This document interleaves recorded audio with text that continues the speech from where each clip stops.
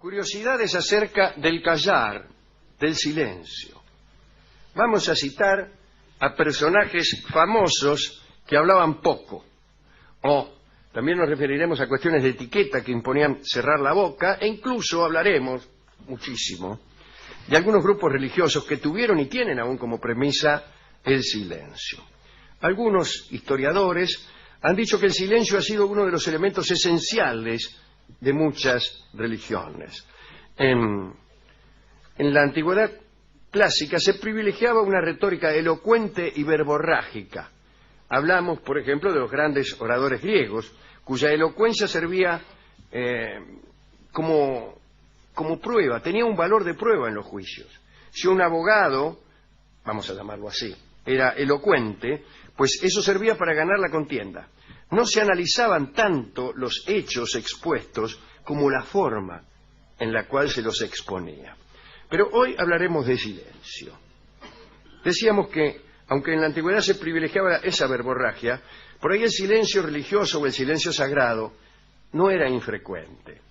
Pitágoras, y muchos como él, sometía a sus discípulos a un silencio inicial de 2 años. Vos te anotabas en la escuela de Pitágoras y por 2 años no podías hablar. Lo hemos contado algunas veces. Tampoco veías al maestro los primeros 2 años. En realidad no sé para qué ibas. Pero el silencio era decisivo entre los pitagóricos. Plutarco decía que el silencio era algo profundo y reverente, y aseguraba que el silencio era divino, en tanto que era lo que aprendíamos de los dioses. De los hombres, decía Plutarco, se aprendía la palabra, que para él, para Plutarco, no para nosotros, era una cosa más baja.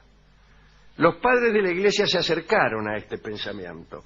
San Ambrosio se preguntaba, retóricamente, lo siguiente: ¿qué deberíamos aprender antes que cualquier cosa, si no es a callarnos, para que podamos ser capaces de hablar?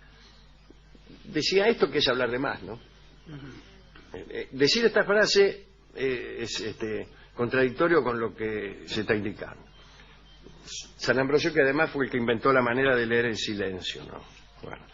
Pero también San Ambrosio refundió en el sentido de compiló, suavizó, glosó, trabajó sobre el tratado de Cicerón. No es que lo refundió en el sentido vulgar de la palabra, por ejemplo, a fulano lo voy a refundir, no. Bueno, cuando refundió en ese sentido el tratado de Cicerón sobre los deberes, lo convirtió en un manual de conducta para clérigos, cosa que Cicerón desde luego no se proponía, toda vez que cuando él escribió aquel tratado no había ni clérigos y ni siquiera cristianos. Bueno, en esa obra San Ambrosio incluye la recomendación de silencio como muestra de pudor y vergüenza. Y el silencio siempre fue una señal de gravedad. Hablar demasiado ha parecido como una señal de vacuidad o de ligereza. Se ha relacionado la reserva verbal con la nobleza y, por el contrario, la locuacidad con la bajeza. El charlatán, ¿no? El hombre que se ganaba la vida hablando en la plaza del mercado. El Papa Pío V publicó un decreto especial en el año 1568. Tenemos aquí el texto, en el que se dice que está prohibido charlar en las iglesias. Me parece muy bien eso.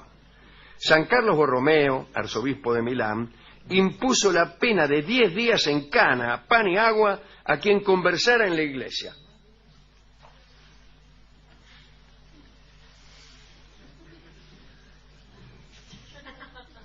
Bien, estamos haciendo un ejercicio de silencio. Ahora, mientras que el silencio era señal de virtud, algunos grupos religiosos sostuvieron un silencio total.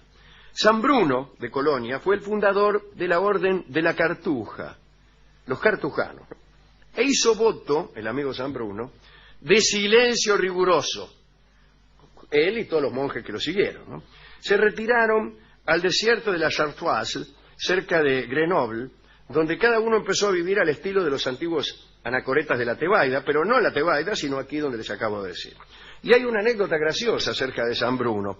Cierto personaje visitó el taller de un escultor famoso, que ni me acuerdo quién era, y vio una de las estatuas con las cuales el escultor estaba trabajando, y quiso hacer un cumplido, ¿no? Che, qué linda estatua, qué sé yo. un cumplido clásico, por otra parte, y le dijo: ¡qué belleza, qué maravilla! Solo le falta hablar.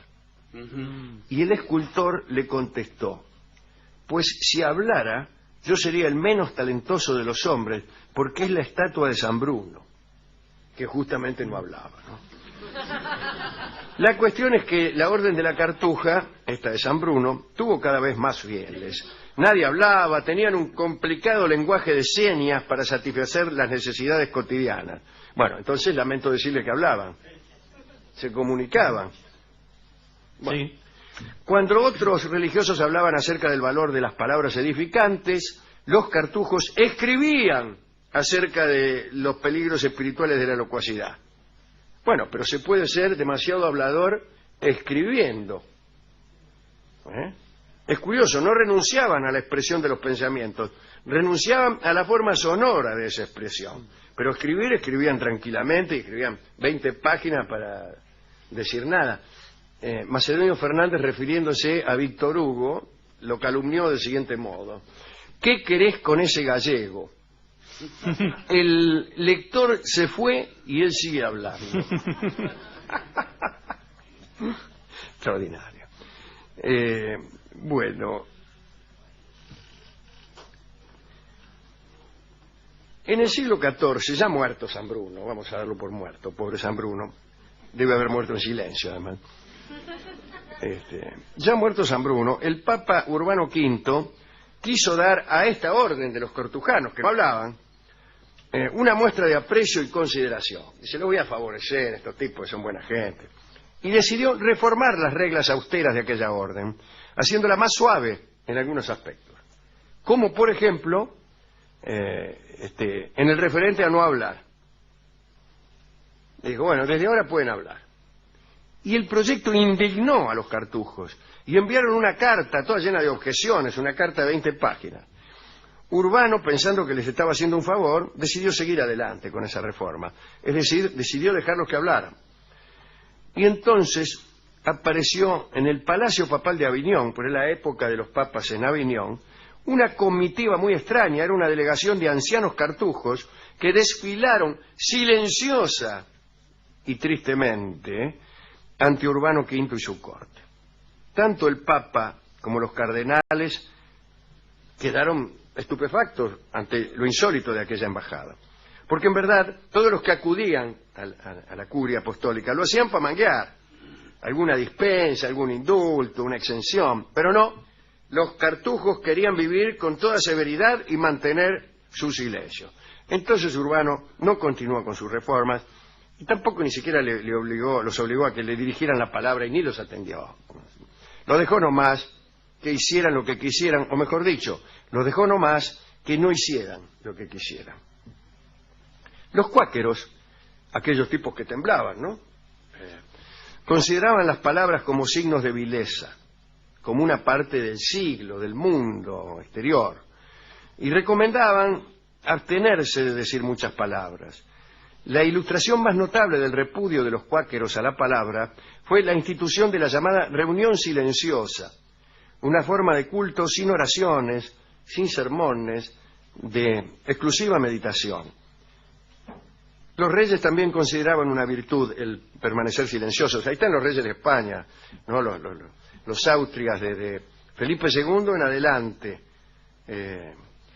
Parece que sacando a Carlos I, todos los Austrias eran particularmente célebres por esa condición silenciosa. Incluso lo usaban como estrategia para parecer más dignos, ¿no? Entre los reyes franceses dicen que los más conversadores fueron Enrique IV, Luis XIV y Luis XV. Napoleón hablaba poco y Napoleón III muchísimo. Parece que hartaba, Napoleón III, ¿no? Hartaba a los ministros hablando sobre balística. Él era experto en balística y en artillería. Y los tenía los ministros 2 horas hablando sobre el asunto. Anteriormente en la corte de los reyes de Francia, en Versalles, nadie podía hablar con el rey durante las comidas. A menos que, digo cuando comidas de la corte, a menos que el rey le dirigiera primero la palabra. Así estabas ahí y por ahí al rey se le prendía fuego el pantalón. Estaba prendiendo fuego el tipo. Y vos no le decía nada. No le podías decir. Si él no te dirigía la palabra antes, lo dejaba que se quemara. Y el rey ardía y chao. Si el rey no estaba muy elocuente, a veces, nada más que para facilitar la comida, decía una frase cualquiera como para dar permiso a los demás a que hablaran. El tipo no tenía ganas de hablar, pero decía cualquier cosa, ponele... No tengo ganas de hablar, pues. No, decía ponele, no sé dónde vamos a ir a parar, que es una frase provocadora, Sí. y listo. Y ahí podías hablar todo el tiempo. Yo he visto también ahí en la provincia de Buenos Aires a los trapenses que hacen voto de silencio y que saludan con inclinaciones de cabeza, con sonrisa, pero no hablan. ¿Hablarán los animales? No lo sé. Melampo, un personaje de los mitos griegos, tenía la facultad de oír el lenguaje de los animales, no solo de oírlo, sino de entenderlo. Pero bueno, esos son mitos. Hemos ido a la discoteca a buscar un disco que ilustrara esta vocación silenciosa. Sí. Debe haber algo. Debe haber, no sé. Algún tango que se llame Silencio. Sí, hay un Tiene tango. que haber. Hay un tango que se llama Silencio. El discotecario es bastante parco. El discotecario ¿no? es muy parco. Sí, habla poco. Sin embargo, había un discotecario suplente. ¿Qué pasó con el original? Sí, me empezó a hablar de Roland Barthes.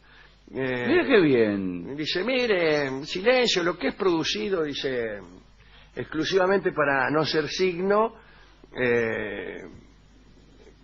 por ahí termina siendo signo. Eso le dijo tomando Pero mate. qué avanzado. Claro. Se recupera como signo el silencio. Y casi no hay manera de que no signifique algo. Pero es fantástico. No hay manera de que el silencio no signifique algo. Significa, por empezar, lo dice el propio Barthes, me parece. Soy silencioso. Significa eso. Bueno, pero entonces ya salí corriendo y me compré un disco yo, que es esta milonga tan linda de Omar Moreno Palacios, que escucharemos cantada por su autor, y que se llama Nunca te dije nada. Evidentemente es una milonga que habla sobre estos asuntos de silencio.